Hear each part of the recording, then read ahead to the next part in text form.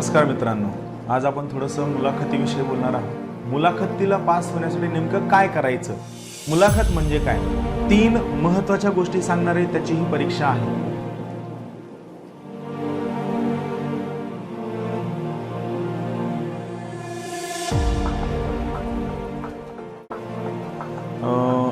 आपल्या आयुष्याचं कसं आहे ना, आपण ठरवलंय की प्रत्येक गोष्टीचंच टेन्शन घ्यायचंय। प्रिलिम्सचा फॉर्म सुटतोय, किती जागा आहेत त्याचं टेन्शन, प्रिलिम्स क्लिअर होतीये का कट ऑफचं टेन्शन, मेन्स निघतीये का त्याचं टेन्शन। आता येन केन प्रकारे फॉर्म आला, फॉर्म भरला, प्रिलिम्स निघली, मेन्स झाली, मेन्स निघली।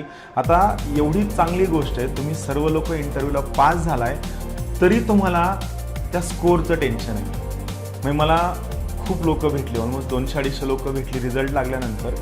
त्या 200-250 लोकांपैकी हार्डली 20-22 लोक असतील बघा की ज्यांचं म्हणणं आहे की सर मला इंटरव्ह्यूला 70 मार्क पाडायचे, सर मला इंटरव्ह्यूला 65 मार्क हवेत। बाकी कोणीही नाही, सगळ्यांचं म्हणणं होतं सर मला कट ऑफपेक्षा 15 मार्कांची मार्जिन आहे, सर मला कट ऑफपेक्षा 40 मार्कांची मार्जिन आहे, सर माझा कट ऑफ 420 आहे आणि माझं होईल का। अरे वाय निगेटिव्ह, म्हणजे तुम्ही मुलाखतीची तयारी करता एवढं नकारात्मक का। अरे मित्रांनो, साधी सोपी सरळ गोष्ट आहे, आपण चांगली तयारी केली, आपण सिन्सिअर आहोत तर पहिली महत्त्वाची गोष्ट तुमचा काय स्कोर आहे काय नाही हे सगळं तुम्ही काय करा, विसरून जा। स्कोर विसरून जा। This world is full of possibilities. एवढ्या सगळ्या पॉसिबिलिटीज आहेत ना, तुम्ही 100% पास होऊ शकता। मग मुलाखतीला पास होण्यासाठी नेमकं काय करायचं, तर पहिली महत्त्वाची गोष्ट स्कोरचं टेन्शन सोडून द्यायचं। माझा किती स्कोर होता, माझा किती स्कोर असायला हवा, कॅटेगरीमधला हा माझ्या समोर आहे, ही मुलगी माझ्या समोर आहे, मला हीच पोस्ट हवी आहे, ही मला मिळेल का, सोडून जा। एक लक्षात ठेवा, there are n number of possibilities, आपल्याला त्या पॉसिबिलिटीजवर काम करायचे। मग मुलाखत म्हणजे काय, तर कोणी म्हणतं पर्सनॅलिटीची परीक्षा आहे। माझी मुलाखतीची डेफिनेशन सिंपल आहे, मुलाखत ही चांगलं राहण्याची, चांगलं बोलण्याची, चांगलं दिसण्याची, आणि हे चांगलं राहणं, चांगलं बोलणं, चांगलं दिसणं हे तुम्ही त्या 3 वयस्कर हुशार अधिकाऱ्यांसमोर कसं मांडू शकता याची ही परीक्षा आहे। मग ठीक आहे सर, तुम्ही म्हणालात की चांगलं दिसण्याची, चांगलं मांडण्याची परीक्षा आहे, मग आम्ही तसा सगळा प्रयत्न केला आणि आम्ही खूप सगळीकडे मॉक दिले। हो, मॉक द्या, पुण्यामध्ये असतील, तुम्ही औरंगाबादला असाल, तुम्ही नागपूरला असाल, तुम्ही नगरला असाल, कुठेही असाल, जेवढे सगळे लोक मॉक घेतात सगळ्या ठिकाणी मॉक द्या। फक्त महत्त्वाची गोष्ट, तुम्ही विनाकारण प्रत्येक मॉकवाला, मग तो मी जरी असलो तरी माझ्या प्रत्येकच सजेशनवर टेन्शन घेऊ नका। आमच्याकडनं बघा कसं असं, तुम्ही 20 मिनिटं येतात, या 20 मिनिटात आम्ही तुमची पूर्ण पर्सनॅलिटी नाही जज करू शकत, जे काय तुम्ही उत्तरं दिले त्याच्यावर आमचं जजमेंट असतं। मग आमच्यापैकी कोणीतरी सांगतं तू ॲरोगंटच वाटतो, कोणीतरी सांगतं की तू स्माईलच करत नाही। अरे आयुष्याचं सगळं टेन्शन या पोस्टपाशी येऊन पडलंय आणि मला सांगा स्माईल कुठनं येणार आहे, प्रॅक्टिकल शक्य आहे का स्माईल येणं, तोही मला सांगा। म्हणजे आयुष्याचे इंडिकेटर लागले तर मॉक घेणारा सांगतो की तू स्माइली राहा, शक्य नाही आहे, प्रॅक्टिकली स्माइली राहणं शक्य नाही आहे। स्माइली राहत नसाल काही हरकत नाही, खांदे उडत आहेत काही हरकत नाही, ड्रेस तुला चांगला दिसत नाही काही हरकत नाही, तुला साडी चांगली घालता येत नाही, तुला ड्रेस कॅरी करता येत नाही, तुला ॲटिट्यूड कॅरी करता येत नाही। अरे किती सजेशन, किती टेन्शन। साधी सिंपल गोष्ट आहे ही, चांगलं दिसण्याची, चांगलं वाटण्याची आणि स्वतःला प्रेझेंटेबल ठेवण्याची परीक्षा आहे। Try to be presentable, not very beautiful, not very over smart, not very smart, try to be presentable. Presentable असण्याची परीक्षा आहे। मग प्रेझेंटेबल असताना पुढं काय, तर 3 महत्त्वाच्या गोष्टी सांगणारे त्याची ही परीक्षा आहे। मुलाखत म्हणजे पहिली महत्त्वाची गोष्ट careful selection of words, careful selection of words. दुसरी महत्त्वाची गोष्ट, मुलाखत म्हणजे प्रायोरिटायझेशन ऑफ युअर थॉट्स। म्हणजे जर प्रश्न विचारला गेला तर माझा पहिला मुद्दा हा असावा, दुसरा मुद्दा हा असावा, तिसरा मुद्दा हा असावा आणि चौथा मुद्दा मला एवढा महत्त्वाचा वाटत नाही, त्यामुळे मी हा मुद्दा नाही सांगितला तरी चालतो। आणि तिसरी सगळ्यात महत्त्वाची गोष्ट, मुलाखत ही क्लॅरिटी ऑफ थॉटची परीक्षा आहे। एखाद्या चांगल्या अधिकाऱ्याचे थॉट्स क्लिअर आहेत का त्याच्यामध्ये सोशल बायसेस आहेत, पॅट्रियार्कल माइंडसेट आहे, विनाकारण ओव्हर फेमिनिस्ट आहे, विनाकारण, हे सगळ्या गोष्टींची ही परीक्षा आहे। क्लॅरिटी ऑफ थॉटची ही परीक्षा आहे। तुम्हाला त्या थॉट प्रोसेसवर वर्क करायचं आहे आणि या थॉट प्रोसेसवर तेव्हाच वर्क होऊ शकतं जेव्हा तुम्ही खूप बोलाल, जेव्हा तुम्ही जो थॉट करताय, तुम्ही जो विचार करताय हा तुम्ही कुणाला तरी घेऊन सांगाल, त्याची ही परीक्षा आहे। मित्र घ्या, मैत्रीण घ्या, रूम पार्टनर घ्या, आई घ्या, वडील घ्या, कुणाला तरी घ्या, त्याला समोर बसवा, त्याला म्हणा मला प्रश्न विचार आणि त्याला विचारलेल्या प्रश्नांची उत्तरं देण्याचा तुम्ही काय करा, प्रयत्न करा। सगळ्यात महत्त्वाची गोष्ट, मुलाखत आली आणि तुम्हाला कोणीतरी सांगितलं की तुमचं नॉलेज खूप वाईड असावं आणि तुम्ही उठलाय तुम्ही विनाकारण इंडिया एअरबुक, इकॉनॉमिक सर्वे, चालू घडामोडीचे पुस्तकं, इकॉनॉमिक टाइम्स सगळ्यांची तुम्ही पारायण करत सुटलाय. It has no value. विनाकारण खूप जास्त वाचू नका. आता ती मुवमेंट जवळ आली आहे, मग तुम्हाला काय करायचं आहे, तो इश्यू घ्यायचा आहे. इश्यू नेमका काय आहे, त्यावर काय प्रश्न येऊ शकतो, त्यावर माझं मत काय असायला हवं, सरकारचं मत काय असायला हवं, सर्वसामान्य नागरिकाचं मत काय असायला हवं, या सगळ्यांचं कॉम्बिनेशन जे कायद्याला धरून असेल, जे संविधानाला धरून असेल, जे रॅशनल असेल, जे आपल्या कन्सायन्सला पटणारं असेल, असं ओपिनियन बनवा. याला आपण बॅलन्स्ड ओपिनियन म्हणतो. बॅलन्स्ड ओपिनियन म्हणजे सरकारच्या चुकीच्या धोरणांचं सुद्धा समर्थन करणं बिलकुल नाही. किंवा बॅलन्स्ड ओपिनियन म्हणजे तुम्ही खूप धर्मनिरपेक्ष आहात असं दाखवणं सुद्धा नाही. बॅलन्स्ड ओपिनियन म्हणजे मगाशी मी सांगितलेले 4 महत्त्वाचे मुद्दे की तुम्ही रॅशनल आहात का, म्हणजे बॅलन्स्ड ओपिनियन.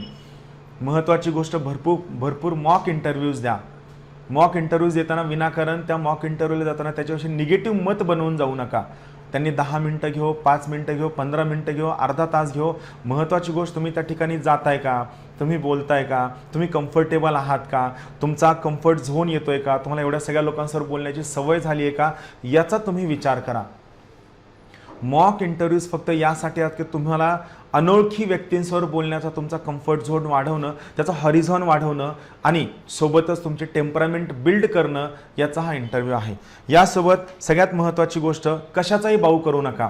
माझी बॉडी लँग्वेज चांगली नाही, मी स्मार्ट वाटत नाही, किंवा मला हसताच येत नाही, किंवा मी हसताना टेन्शन येतं, किंवा इथं मध्ये कुठतरी कपाळात दुखतं. अरे दुखतं, सगळ्यांचं दुखतं, टेन्शन येतं. टेन्शन आलं की नॉर्मल आहे. किंवा इंटरव्ह्यूमध्ये गेल्यानंतर हाताला घाम येतो, बसायचं पोश्चर कसं असावं, तुझ्या बसण्यावरून तो असा ॲरोगंट वाटतो. नाही, असं त्यांना वाटणार नाही आहे. तुमचा कंटेंट असेल, तुमची उत्तरं असेल आणि क्लॅरिटी ऑफ थॉट असेल, तर या ज्या कॉस्मेटिक गोष्टी आहेत, हे जे सुपरफिशियल गोष्टी आहेत, तुमचा ड्रेस, तुमचा पेहराव, तुमचं वागणं, तुमचं बसणं, या गोष्टी मॅटर करत नाहीत. जर तुमच्याकडं क्लॅरिटी ऑफ थॉट असेल आणि जर ते रॅशनल असेल, कायद्याशी सुसंगत असेल आणि संविधानाला धरून असेल, तर अडचण येत नाही. पॅनल मेंबरची विनाकारण आवाज भीती नको. हे एवढे मार्क देतात, हे पॉलिटीवर विचारतात, यांचे प्रश्न खूप टेक्निकल असतात, हे इंजिनिअरिंगवाल्यांना त्रास देतात, हे MBBSला पासच करत नाहीत, ॲग्रीचा मुलगा आला की यांचा उद्देश असा असतो की याला पास, असं विनाकारण माहिती घेऊन जाऊ नका. Interviews just go and face the music. जा, छानपैकी जा, तयारी करा. तुम्हाला जो कॉन्फिडन्स येणार आहे हा फक्त तयारीमधनं येणार आहे. आणि ती लोक जे तुम्हाला प्रश्न विचारणार आहेत, हे तुम्हाला घाबरवण्यासाठी प्रश्न विचारणार नाही आहेत, तुम्हाला जज करण्यासाठी की तुम्ही टेम्परामेंटली किती कूल आहात, तुम्ही किती शांत आहात, तुम्ही उत्तर देण्यासाठी तयार आहात का. यामध्ये महत्त्वाची गोष्ट, कोणतंही उत्तर देताना आपलं उत्तर पाल्हाळीक नको.